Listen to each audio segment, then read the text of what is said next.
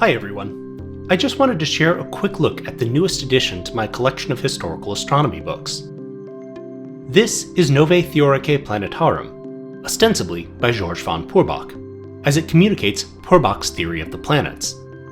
However, it would be more accurate to state that this book was written by his student, Regiomontanus, based on notes that he took on Purbach's lessons at a civic school in Vienna. The book was written in 1454 and published after Purbach's death in 1472.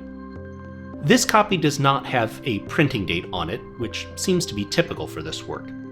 However, the beginning of the book contains what appears to be a letter from Peter Apian to his former teacher, George Townstetter.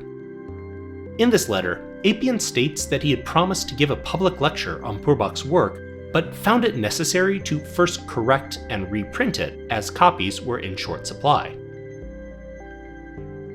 He indicates that he also created new illustrations to better explain the work. The letter goes on to seek patronage from Townstetter, praising him. It is dated the 9th of May, 1527, indicating that this book was printed sometime after that. I found another copy with this same letter from the European Library Foundation of Information and Culture in Italy, which was dated 1534. As we can see, this book is quite small, not just in the size of the pages, but also in length. There are only 40 numbered pages, and they are full of diagrams. There isn't a translation of this work available, and I haven't translated it yet, but what strikes me is that this work contains no math. As such, the book seems to be conceptual, describing a qualitative model instead of a quantitative one. The work also does not have any tables which would allow readers to perform any calculations using the model.